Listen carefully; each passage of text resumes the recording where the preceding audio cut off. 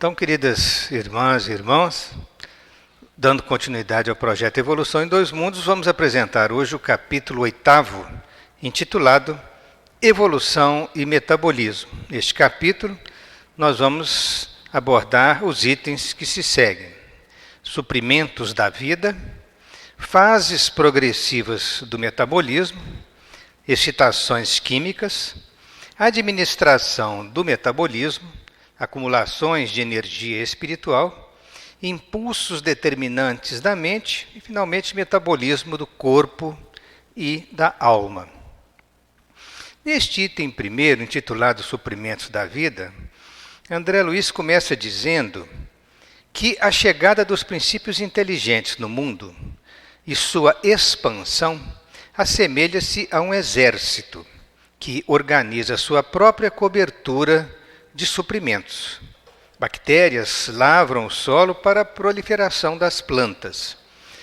Ocorre a criação da atmosfera adequada ao reino animal. E uma diversidade dos animais permite a expansão do instinto no rumo da inteligência. É natural que André Luiz diga, porque a chegada dos princípios inteligentes na Terra permitiu que toda essa expansão biológica acontecesse. E, sobretudo, que esses seres pudessem extrair do ambiente os seus elementos nutritivos. O metabolismo, então, tem a ver com esse aspecto relacionado à nutrição e ao funcionamento dos organismos, conforme nós vamos ver. As bactérias que lavram o solo são citadas principalmente as ferrobactérias, as sulfobactérias e as nitrobactérias. As ferrobactérias, elas metabolizam óxido de ferro e manganês, que ficam depositados na carapaça de bactérias do gênero Leptotrix. As sulfobactérias, elas são habitantes de sedimentos de baixo teor de oxigênio, principalmente no Oceano Pacífico Sul. E as nitrobactérias, do gênero Nitrobacter, são bactérias que transformam os nitritos em nitratos. Bom, a palavra metabolismo, ela vem do grego metabolê, que significa mudança, modificação.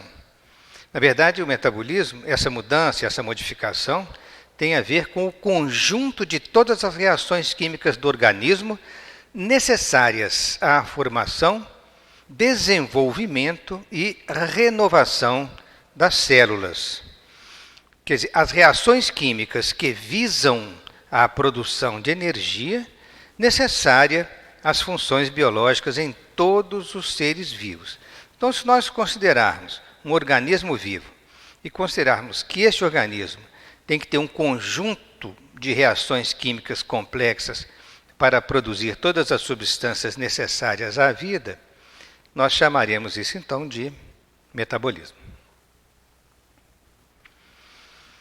Bom, agora recordando que a nutrição é propriedade fundamental da vida orgânica e todo ser vivo ele necessita retirar substâncias nutrientes do meio ambiente. Essas substâncias passam pelo mecanismo da digestão, absorção celular, síntese de substâncias através das reações químicas, são substâncias vitais, e, finalmente, a excreção de produtos que não são mais necessários à célula. Então, esses produtos químicos finais são eliminados. Esse processo consome energia bioquímica nessas funções. Então, isso aí realmente é o metabolismo no qual estamos falando. Matéria e energia. André Luiz vai mais longe ainda, dizendo que, claro que no metabolismo se consome energia, principalmente energia química, mas que no fundo tem origem na energia solar, conforme nós vamos ver pela fotossíntese. Mas André Luiz diz uma coisa mais interessante até do ponto de vista espiritual.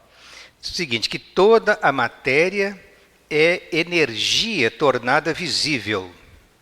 E Toda a energia, originariamente, é força divina de que nos apropriamos.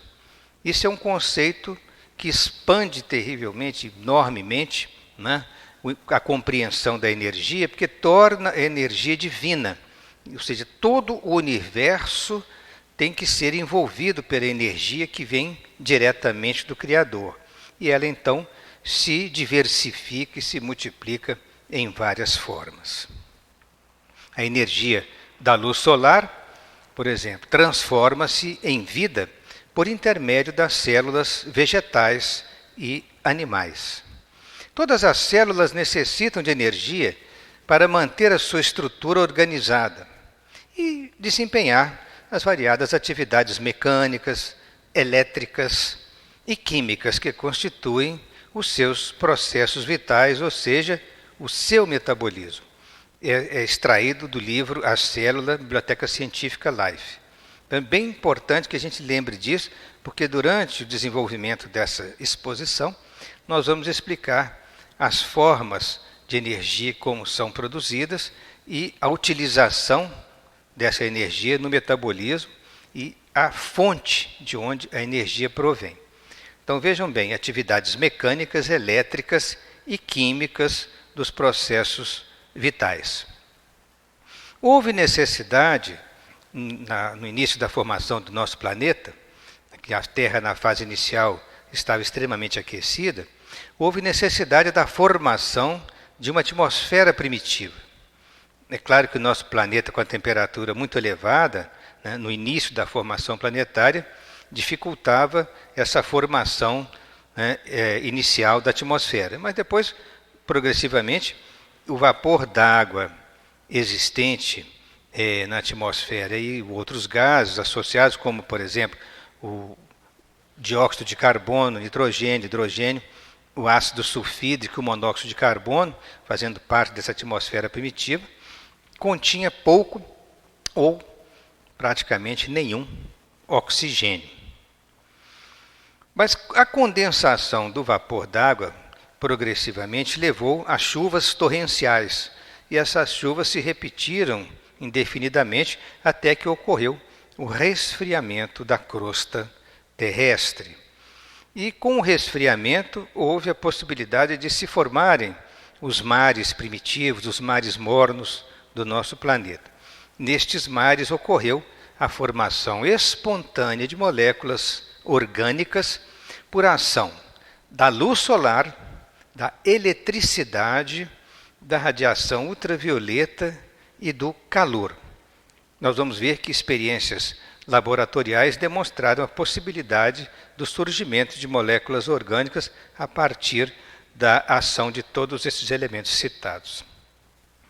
Essas moléculas orgânicas fundamentais, elas tornaram-se um material básico para formar moléculas cada vez maiores, as chamadas macromoléculas, que de alguma forma interagindo entre si, acabaram por evoluir para os primeiros seres vivos, que são células muito primitivas.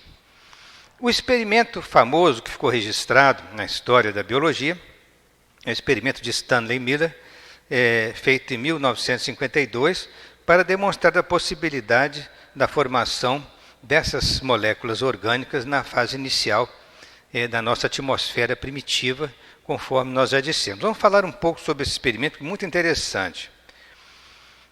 Está aí o nosso Stanley Miller, em 1952, ainda jovem, pós-graduando, e tinha montado todo o esquema, né, dos aparelhos que ele poderia produzir esse experimento, e ele estava produzindo uma tese de doutoramento na ocasião, e o seu orientador foi o Dr. Urey, que era um grande químico e que participou também da experiência, mais na condição de orientador.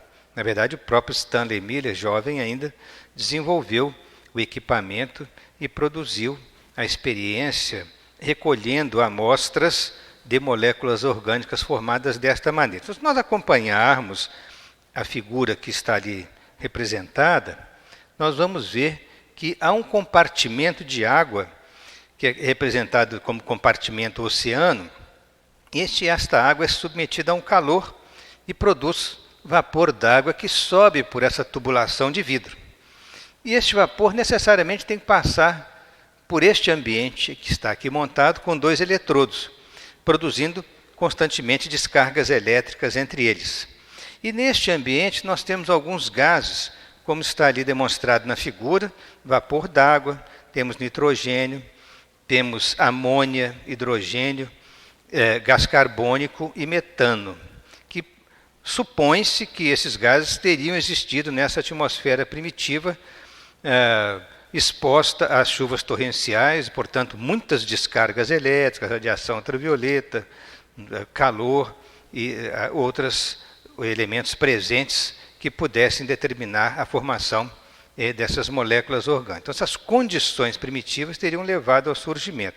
E eles tentaram reconstituir isso em laboratório através desse experimento engenhoso. Quer dizer que dentro daquele compartimento nós temos esses gases que estão permanentemente submetidos às descargas elétricas.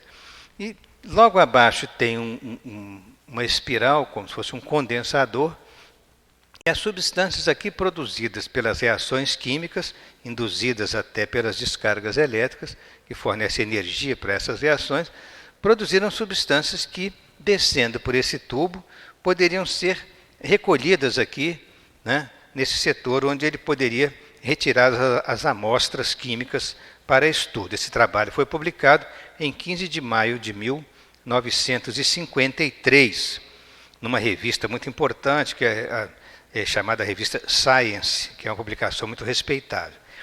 O Dr. Stanley Lloyd Miller nasceu em 1930, ele é americano, desencarnou até mais recentemente, em 2007. Formou-se em Química pela Universidade da Califórnia e, em 1951, fez um doutorado na Universidade de Chicago. E, na verdade, assim, ele formou-se em Química pela Universidade da Califórnia em 1951 e fez um doutorado na Universidade de Chicago em 1954. Neste período intermediário entre ele ter se formado e ter ido para a Universidade de Chicago, é que ele teve a oportunidade de, na própria Universidade da Califórnia, realizar esta experiência que tornou muito famoso no mundo científico, chamado experimento de Miller, ou também chamada de sopa orgânica. Ele foi publicado, conforme já dissemos, em 15 de maio de 1953, na revista Science. Isso representou um impacto muito grande no mundo científico da época, e foi, então, a primeira demonstração de como moléculas orgânicas poderiam ter surgido nas condições especiais do nosso planeta, da nossa Terra primitiva. Está aqui o Dr. Miller, em foto mais recente, com seus 70 e poucos anos de idade, antes dele desencarnar, e recordando o experimento, que relaciona a possibilidade de formação de substâncias na atmosfera primitiva, nós temos que a formação espontânea dessas moléculas orgânicas. Ora, se elas se formaram na própria atmosfera, o oceano, que já era um caldo tépido, interagia com essas substâncias que desciam pela chuva.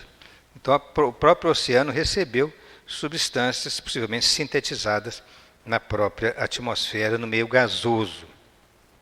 Conforme já dissemos, existiam gases, provavelmente hidrogênio, metano, amônia e água, em forma de vapor, e sob a luz solar, calor, descargas elétricas, radiação ultravioleta, criou-se condição química de produzir aminoácidos e outras substâncias.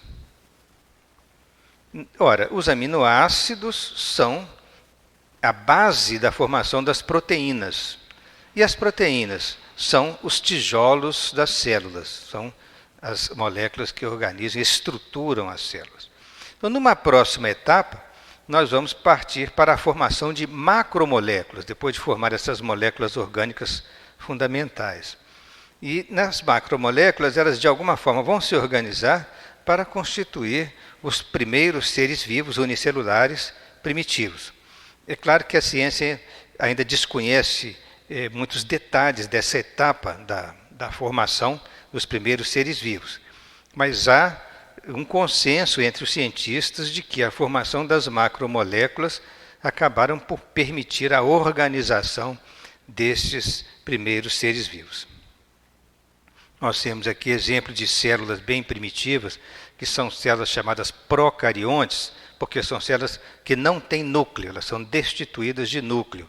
O material genético fica espalhado aqui pelo citoplasma da bactéria. O exemplo bem conhecido são as cianobactérias, que são bactérias que vivem em colônias, como se fossem colares, né, unidas entre si, e essas bactérias já são fotossintetizantes, né?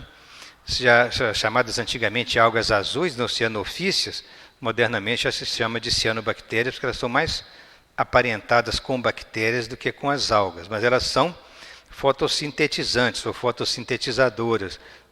Neste caso, elas são capazes de produzir seu próprio alimento e liberar oxigênio na atmosfera primitiva. O metabolismo, certamente naquela fase inicial, ele começou a passar por uma evolução, porque as células primitivas tiveram que criar os seus mecanismos próprios para a geração de energia e produzir moléculas orgânicas por reações químicas de síntese, que são necessárias ao funcionamento, ou seja, ao metabolismo e à reprodução destas células primitivas. Teve que haver um uso controlado da energia metabólica, porque isso era essencial para o exercício de todas as atividades celulares. Todas as células, então, passaram a utilizar uma molécula muito especial chamada ATP, que é o trifosfato de adenosina, molécula essa que serve de fonte de energia metabólica para controlar todas as suas funções, as funções celulares de absorção, síntese, excreção, movimento, reprodução celular e outras. Nós temos aqui a estrutura química complexa da molécula de ATP, observando, né, que nós temos aqui uma molécula de açúcar que é chamada ribose, nós temos aqui uma base nitrogenada, adenina, e nós temos aqui um grupo fosfato. Ele é trifosfato porque são 3 grupos fosfato. A ligação química neste grupo é altamente energética, e quando se desfaz a ligação, libera uma grande quantidade de energia em termos moleculares. Uma coisa interessante chamar a atenção são esses modelos estruturais que os cientistas criam para que a gente tenha um pouco de ideia da organização espacial da molécula. E claro que isso aí é um modelo esquemático, né? Mas cada elemento ali é representado por uma cor própria. Assim é que o carbono está em azul claro, o nitrogênio em azul escuro, o fósforo ele está em cor acinzentada, conforme a gente está vendo aqui. Aqui nós temos o oxigênio em vermelho e, finalmente, o hidrogênio, essas pequenas moléculas brancas. Este conjunto de elementos constituem esta molécula que é a base da geração de energia para todos os processos metabólicos celulares. Mas essas células primitivas, elas tiveram que criar mecanismos de produzir o ATP. E a primeira etapa química de formação de ATP foi por um sistema de reação chamado glicólise. Nós temos que lembrar que, na época, a atmosfera terrestre era anaeróbica, ou seja, não havia oxigênio na Terra primitiva. E, na ausência de oxigênio, era possível desenvolver reações dessa natureza, como a glicólise. Essas primeiras reações para a geração de energia, elas atuavam na quebra de moléculas orgânicas semelhantes à glicólise. Quer dizer, a forma de quebra de molécula orgânica é denominada glicólise. E essas moléculas, elas geravam de alguma forma energia por esse mecanismo de quebra. Evidentemente que não era uma reação tão eficiente na geração. Porque, por exemplo, se eu pego uma molécula de glicose, né, e ela passa pelas reações químicas que nós denominamos glicólise, uma molécula de glicose ela vai produzir 2 moléculas de ácido lático. e vai gerar, além disso, 2 moléculas de ATP. Então, nesta primeira etapa, já chamada glicólise, em que ocorre a quebra das moléculas de glicose, transformando em ácido lático, só geram 2 moléculas de ATP por cada molécula de glicose que sofre a quebra química de suas ligações. É interessante também a gente observar a questão do ácido lático. Na nossa musculatura acontece a formação do ácido lático pela quebra de glicose por outras formas de reações químicas. Mas se nós fizermos um exercício muito intensivo, nós teremos dores musculares.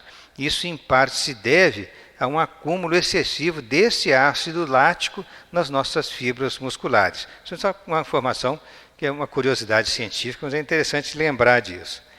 A geração de ATP significava fonte de energia para direcionar outras reações metabólicas. Mas durante algum tempo a vida na Terra ficou nessa primeira etapa de geração de energia, mas certamente alguns milhões de anos adiante evoluiu para a chamada segunda etapa evolucionária, que é a origem da fotossíntese, que é uma forma mais eficiente de geração de energia. As primeiras bactérias fotossintéticas desta segunda etapa evolucionária química, de processos químicos, essas primeiras bactérias surgiram mais ou menos 3 bilhões de anos atrás. Depois foram surgindo algas e vegetais mais primitivos, com clorofila também, e que puderam desempenhar ações fotossintéticas da mesma forma que as primeiras bactérias o fizeram. Nós temos então a luz solar, na presença de clorofila, e tendo gás carbônico e água, nós vamos desenvolver as reações químicas complexas da fotossíntese, que vão gerar nutrientes para as bactérias e para os vegetais em geral, e libertar oxigênio na atmosfera. Então nós temos ali a reação química clássica da fotossíntese, apresentada de forma muito sintetizada, muito objetiva, né? Muito simplificada. Nós temos 6 moléculas de gás carbônico que vão reagir com 6 moléculas de água sob a ação do Sol e da clorofila. Nós produziremos então uma molécula de glicose, que é o C6H12O6, é uma molécula de glicose, e teremos liberadas na atmosfera 6 moléculas de oxigênio. Então, numa reação de 6 moléculas de gás carbônico com 6 de água, nós vamos produzir uma molécula de glicose, que é nutriente para os seres vivos, e vamos liberar 6 moléculas de oxigênio na atmosfera. Como a nossa atmosfera primitiva era pobre de oxigênio, por este mecanismo da fotossíntese, através de milhões e milhões de anos, foi possível gerar uma quantidade de oxigênio apreciável, que constitui hoje parte substancial da nossa atmosfera. As reações obtêm o oxigênio livre como um produto secundário. E, como dissemos, por milhões de anos consecutivos, ocorreu o enriquecimento progressivo da nossa atmosfera com este gás vital. E hoje vemos na poesia e na melodia referências interessantes que nós destacamos uma do Caetano Veloso, que fala sobre a fotossíntese de uma maneira muito delicada, de uma maneira muito poética, quando ele fala das plantas, em que ele diz: luz do sol que a folha traga e traduz em verde novo, em folha, em graça, em vida, em força, em luz. Isso é uma música desse extraordinário compositor brasileiro, contemporâneo, e que fala com muita graça da presença da fotossíntese nos vegetais. Vocês, observando este poema, vão perceber isso com exatidão. Agora nós vamos para uma terceira etapa evolutiva do processo de produção de energia, que é o chamado metabolismo oxidativo. Veja bem, o oxigênio atmosférico ele representa uma forte vantagem evolutiva para os organismos capazes de usar oxigênio nas reações produtoras de energia. Dizem os biólogos, uma forte vantagem evolutiva. Por quê? Porque a molécula de oxigênio ela é altamente reativa. E por ser ela dessa forma, foi possível desenvolver reações muito mais eficientes do ponto de vista de liberação de energia do que a glicólise anaeróbica, por exemplo, sobre a qual nós já falamos.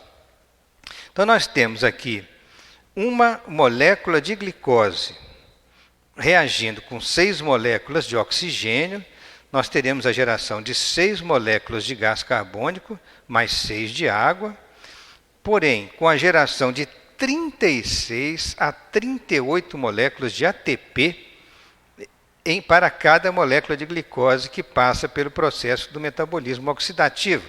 Então, essa reação química é altamente eficiente na geração de energia e é o processo mais usado nas células atuais dos seres vivos, em geral. Após a evolução do instinto nos animais, no rumo da inteligência, surge então o homem, plasmando os valores definitivos da inteligência para a humanidade, para que a humanidade se concretize a caminho da angelitude. Então, André Luiz sintetiza, a evolução nestas frases, partindo do instinto e chegando à angelitude. Entramos agora no item 2 deste nosso capítulo, intitulado Fases Progressivas do Metabolismo. Em todos os reinos da natureza, diz André Luiz, o elemento espiritual aprende a nutrir-se e a preservar-se. Por milhares de séculos, repete as operações da fotossíntese no império verde, pelo qual consome energia luminosa, mas elabora matérias orgânicas, desprendendo o oxigênio indispensável à constituição do ar atmosférico.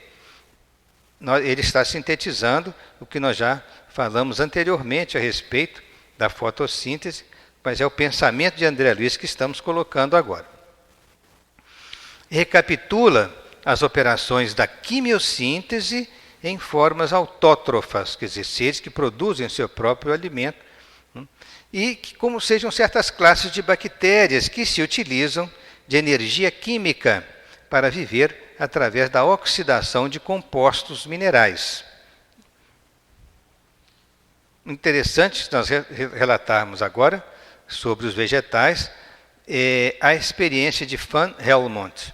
Os primeiros naturalistas acreditavam que as plantas extraíam os seus alimentos totalmente do solo, que é a chamada teoria do humus. É fácil a gente compreender isso, que no século XV, XVI, por exemplo, alguém que estudasse lá uma planta, que via essa planta crescer, o primeiro pensamento básico deste cientista, naquelas épocas mais antigas, era imaginar que os seres vivos vegetais extraíam todos os seus recursos do solo para que pudessem crescer. É até razoável que se pensasse dessa maneira. Porém, em 1630, Van Helmont plantou um galho de salgueiro de 2 quilos em 90 quilos de terra e usou apenas água no vaso. Então, pegou um vaso grande com 90 quilos de terra, colocou um galho de salgueiro, uma muda de salgueiro que pesava 2 quilos, mas só regou, não colocou nenhuma outra forma de adubo, nada, regou. Durante 5 anos ele cuidou dessa planta e verificou que o peso do vegetal chegou a 75 quilos.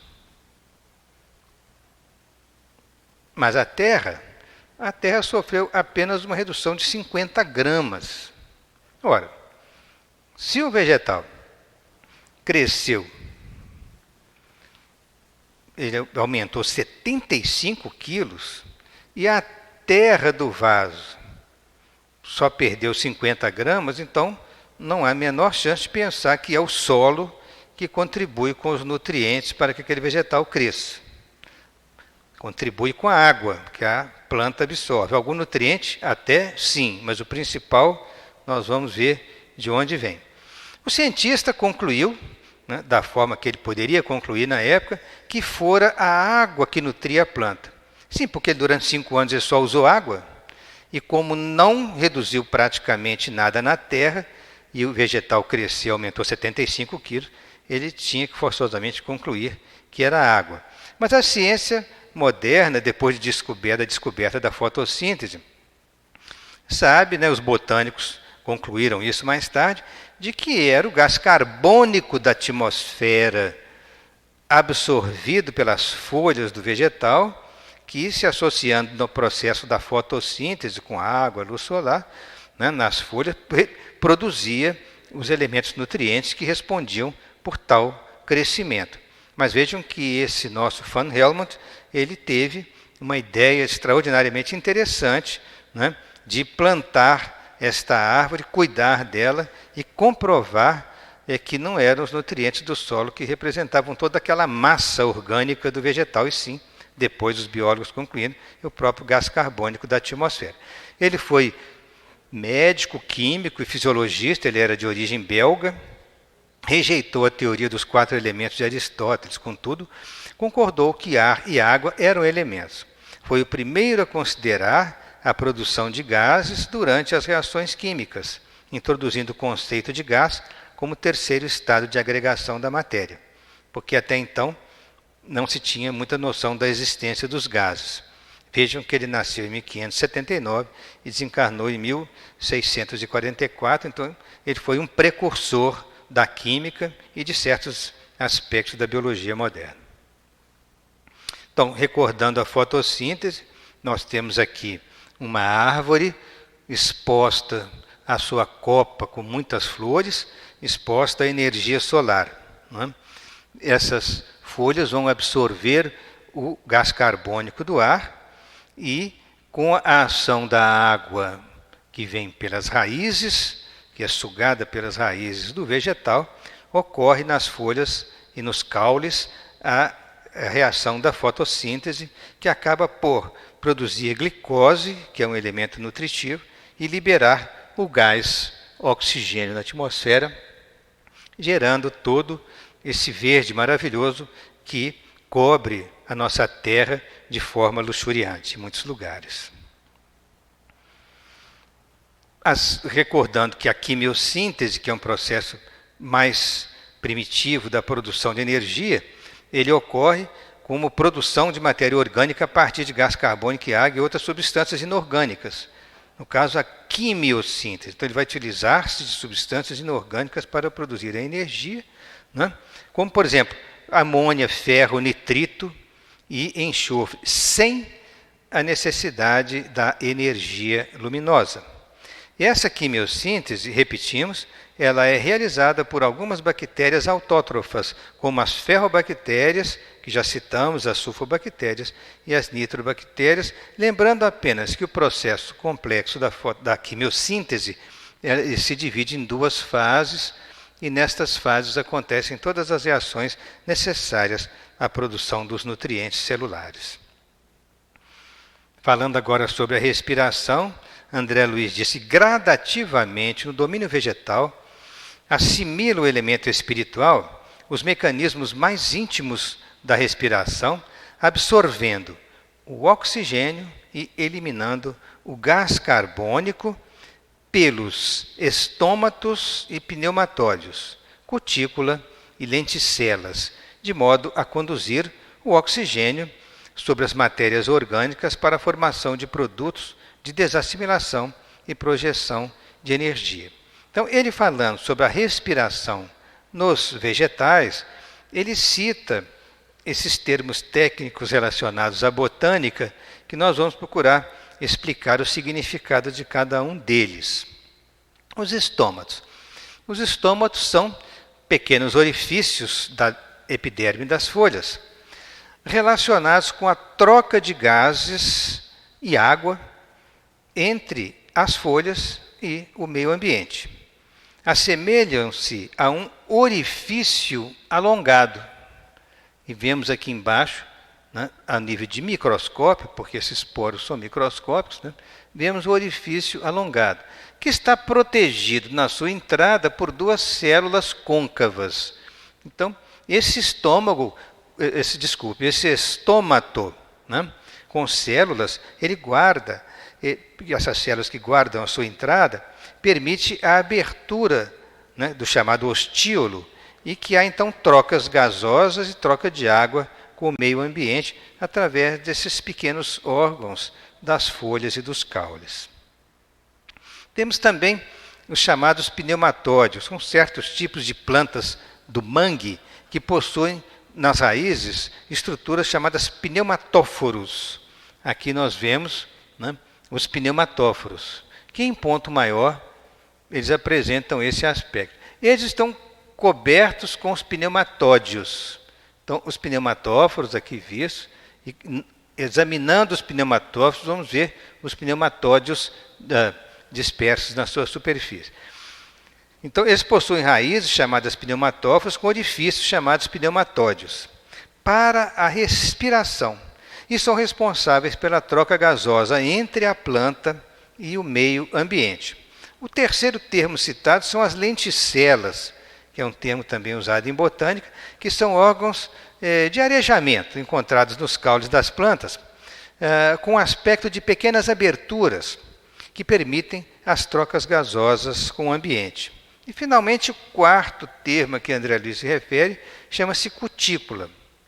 Ora, as células epidérmicas das folhas e dos caules produzem substâncias impermeabilizantes. E essas substâncias formam uma película sobre as folhas e os caules, denominada cutícula, que reduz a perda de água do vegetal e protege a planta contra agressões do ambiente. Então, nós estamos vendo aqui uma figura microscópica, um corte numa folha, e vemos na camada mais superficial, a semelhança da pele humana, a chamada cutícula, que é uma camada que impermeabiliza a folha e reduz a perda de água, protegendo o vegetal. Agora, falando do meio ambiente pobre em matérias orgânicas. O elemento espiritual, em meio desprovido de matérias orgânicas, qual acontece com as nitrobactérias, as sulfobactérias e as ferrobactérias, através do mecanismo da oxidação, elas vão produzir substâncias químicas, como amoníaco e nitritos, ácido sulfídrico e óxido ferroso, que serão base para a formação de outros compostos químicos importantes para o metabolismo.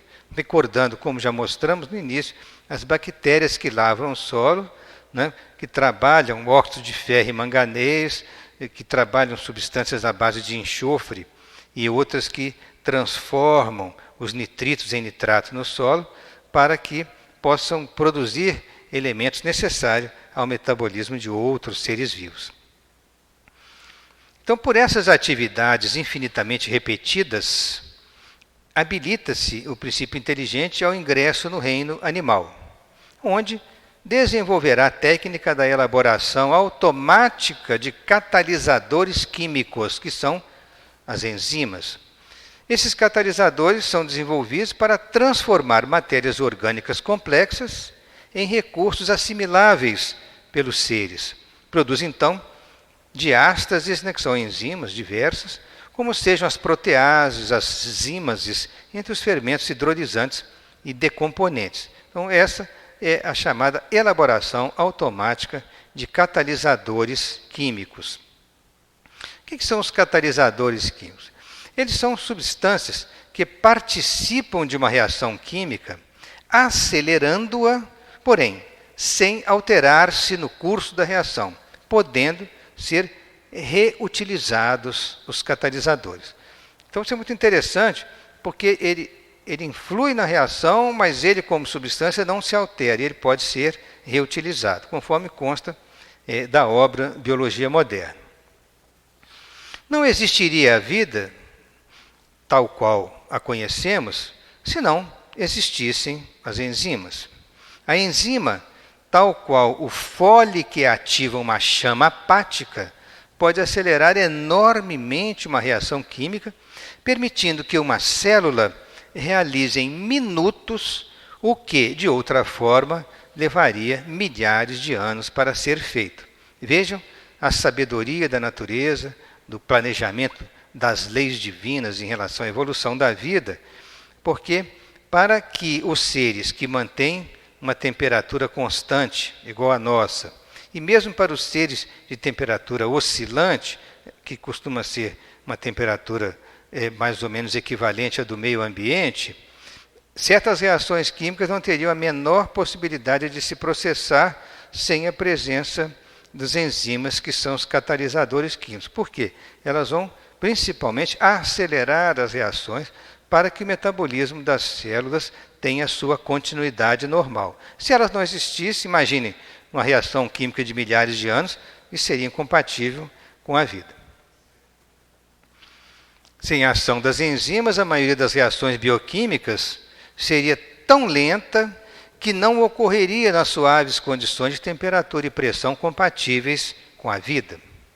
As células contêm milhares de enzimas diferentes e suas atividades determinam quais os tipos de reações químicas que devem ocorrer no organismo, conforme encontramos em A Célula, do autor G. Cooper, publicado em 2002. Então, isso é muito interessante, esse conceito da lentidão das reações químicas tradicionais, se não existissem as enzimas. As enzimas, então, entram como que inteligentemente atuando para que as reações se processem aceleradas na velocidade desejada, nem acelerada demais, nem de menos. Há um ponto natural necessário à velocidade dessas reações, comandada pelas próprias enzimas. Conforme nós vamos ver alguns exemplos. Uma das funções básicas de uma enzima é favorecer a união entre determinadas moléculas. São moléculas capazes de reagir, mas estão ainda muito tímidas. Aí vem lá a nossa enzima, cumpre a missão de aproximação dessas moléculas e elas se tornam unidas, são capazes e animadas. E a enzima volta a interagir com outras substâncias porque ela se mantém íntegra. Ela acelerou aquela reação, mas ela se afasta para exercer a sua função noutra área. Alguns exemplos que nós temos. As enzimas são proteínas que atuam como catalisadores nas reações bioquímicas. Elas possuem determinados encaixes na molécula que se adaptam, né, às outras moléculas em que elas atuam. E elas podem quebrar a ligação das moléculas, podem favorecer a união entre moléculas, conforme mostramos no slide anterior, e podem transformar uma molécula em outra, conforme também nós vamos mostrar. A amilase salivar, que é um tipo de enzima chamada ptialina, que ocorre na saliva, ela quebra o amido em maltose. As chamadas proteases e lipases atuam no nosso processo digestivo, na digestão de proteínas e gorduras. A sacarase é um tipo de enzima que quebra a molécula de sacarose, do açúcar, né, em glicose e frutose. E a zimase é um tipo de enzima que atua na levedura de cerveja, né, com a possibilidade de produzir a cerveja que nós temos aí no mercado, é pela ação desse tipo de enzima. Aqui, por exemplo, a ação enzimática da enzima chamada sacarase. Então, como nós vemos nesta figura, nós temos os sítios, nós temos os encaixes nesta enzima específicos para a molécula de sacarose que ali se aproxima. Então, esses encaixes são específicos. A molécula encaixa-se nestes pontos da molécula da enzima e a própria enzima promove a quebra da ligação glicosídica entre estas duas moléculas da sacarose e temos a formação da glicose e da frutose após a ação desta enzima chamada sacarase. Falando sobre a produção de nutrientes, hormônios e vitaminas, André Luiz continua dizendo que a crisálida da consciência inicia-se na fabricação de prótides, glúcides e lípides e outros meios de nutrição. Aprende a produzir hormônios de crescimento, vitaminas e bastante diversos no ciclo das plantas. Vitaminas são substâncias. O que são vitaminas? São substâncias que necessitamos obter na dieta, porque o nosso organismo ele é incapaz de produzi-las. São auxiliares das enzimas em várias reações químicas. Ajudam a manter-nos saudáveis. Por isso que a ciência da nutrição, hoje os nutrólogos, os nutricionistas, orientam muito uma dieta saudável. Por quê? Ela deve ser diversificada, porque nós não produzimos as vitaminas, nós necessitamos de ingeri-las em alimentos variados. Essas vitaminas são compostos orgânicos presentes em muitos alimentos. Só que nós temos que diversificar a nossa dieta com verduras, legumes, frutas, cereais, leite, carne, ovos, porque nós temos que ter uma dieta saudável, balanceada, para que nós não tenhamos deficiências vitamínicas. E aqui mostrando várias vitaminas, né, e os respectivos alimentos que contêm essas vitaminas, né? Vitaminas do complexo B, vitamina A, vitamina C, D, K e vários outros tipos de vitaminas aí presentes. Uma dieta saudável, né, é essencial para o funcionamento normal do metabolismo, porque fornece os nutrientes, as vitaminas necessárias, e em caso de falta, nós poderemos ter doenças de avitaminoses graves, como por exemplo de avitaminose de B12, da vitamina D, vitamina C e outras que são muito importantes. É só lembrar o caso dos marinheiros, né, que viajavam longas distâncias e longos tempos dos navios antigos, à vela, e os nutrientes do navio eram muito pobres, e eles desenvolviam uma doença que era escorbuto, principalmente que era deficiência de vitamina C. Centros vitais do perispírito. Tecidos e órgãos se formam nos organismos rudimentares e também os centros vitais do corpo espiritual se organizam em moldes seguros com a capacidade de assimilar as partículas multifárias da vitalidade cósmica. Partículas essas oriundas das fontes vivas de força que alimentam o universo. Isso é uma informação, vamos dizer, nova para a ciência. A nossa ciência não consegue ainda desenvolver equipamentos que pudessem detectar essas partículas chamadas da vitalidade cósmica e que chegam à Terra como fontes vivas de força, coisa que certamente a ciência do futuro deverá identificá-las, porque nós recebemos muito mais coisas do cosmos do que nós imaginamos.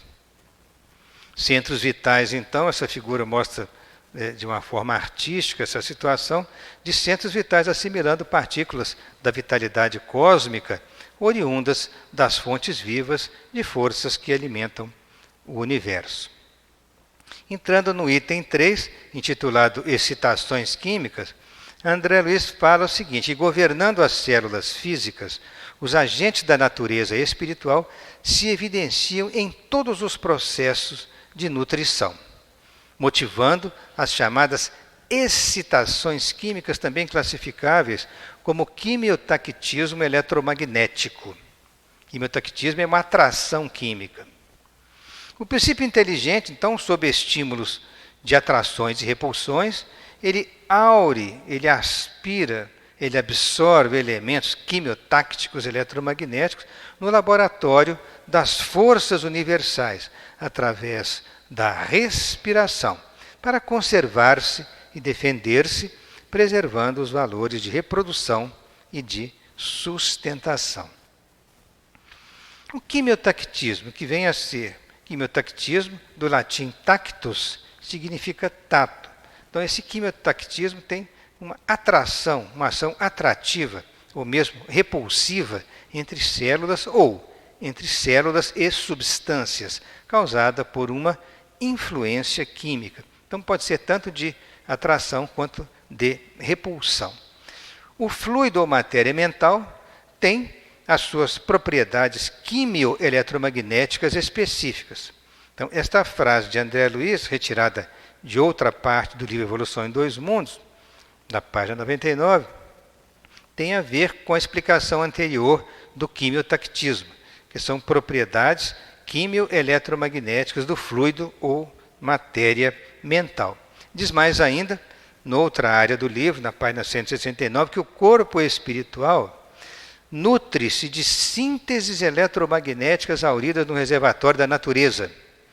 E, olha que interessante, e no intercâmbio de raios vitalizantes do amor, com que os seres se sustentam entre si. Então, o amor funcionando como energia de sustentação entre as criaturas é um conceito muito bonito, um conceito belo, maravilhoso, dos espíritos estarem unidos, né, por essa energia sublime que alimenta as criaturas. Células masculinas dos fetos, né, tipos de plantas, são atraídos pelo ácido málico. Então, um exemplo de quimiotactismo eletromagnético.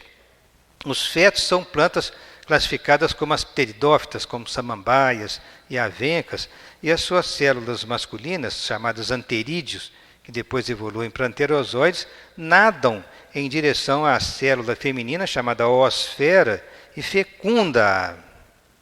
Nós temos aqui os exemplos de samambaias e de avencas que enfeitam os nossos jardins, né?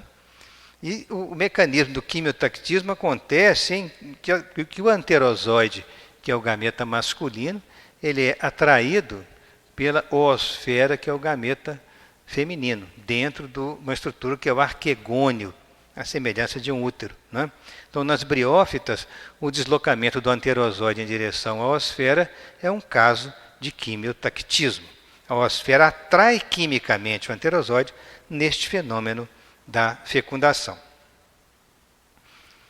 Outros exemplos, os óvulos de certos peixes e equinodermos, como ouriços do mar, né, sem a presença da fêmea que os libera na água, eles têm o poder, estes óvulos, de atrair os espermatozoides da mesma espécie, porque eliminam substâncias específicas que comandam a atração para a perpetuação da espécie, para o mecanismo da fecundação.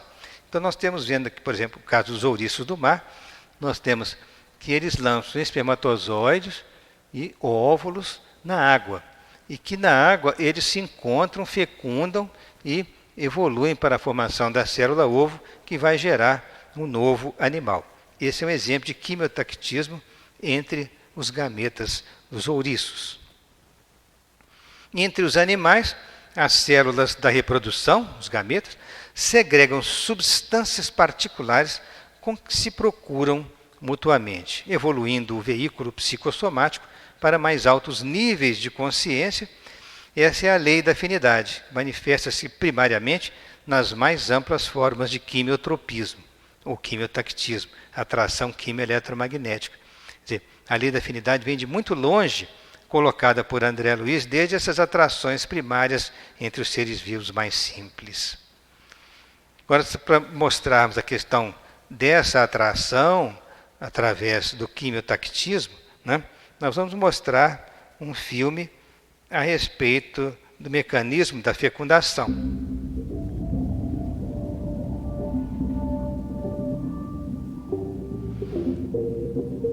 O óvulo é eliminado do ovário, captado pela trompa, pelas fímbrias da trompa, penetra então na luz da trompa e vai caminhando em direção ao útero pelos movimentos da trompa. No caminho encontra os espermatozoides que o envolvem, que o cercam, miríades de espermatozoides, e nesse caso aí há uma atração química especial para que determinado gameta penetre, né, no óvulo. Um espermatozoide penetrou, como estamos vendo agora, ele penetrando, né, e apenas o núcleo do espermatozoide continua percorrendo o enorme citoplasma do óvulo, funde-se ao pronúcleo feminino e aí forma o zigoto ou ovo, que já começa a dividir-se em 2 células, em 4 e 8 e assim por diante, em progressão geométrica, formando a mórula. Ela continua pela trompa o seu caminho, até que por volta do 5º dia, aproximadamente o 5º dia, ela chega na cavidade uterina e realiza o fenômeno da nidação. Quer dizer, ela aninha-se na parede do útero para desenvolver o concepto, para desenvolver, então, o novo ser. Certamente que nessa situação aconteceu um quimiotactismo eletromagnético entre os gametas para que o espermatozoide mais adequado pudesse penetrar o óvulo e fecundá-lo. É como se o óvulo selecionasse o espermatozoide adequado. A reencarnação. A reencarnação, tanto quanto ocorre nos reinos inferiores à evolução humana, ela obedece a princípios embriogênicos automáticos, com base na sintonia magnética. Essa sintonia magnética nós poderemos interpretá-la como esse quimiotactismo eletromagnético entre os gametas. Isso está descrito no livro Entre a Terra e o Céu, entre as páginas 169 e 179, do livro de André Luiz, por Francisco Cândido Xavier. Então, há, na verdade, uma sintonia magnética entre os gametas. Em busca de nova forma no útero materno, o perispírito sofre a influência de fortes correntes eletromagnéticas que lhe impõem a redução automática para que possa haver a ligação deste corpo espiritual à célula ovo, na sua formação inicial. Essa redução do perispírito ela ocorre por fortes correntes eletromagnéticas que impõem a esse perispírito a redução. Então é como se o espírito atravessasse um longo túnel simbólico para ligar-se ao ser que vai nascer, porém desde a fecundação, desde a formação da célula ovo.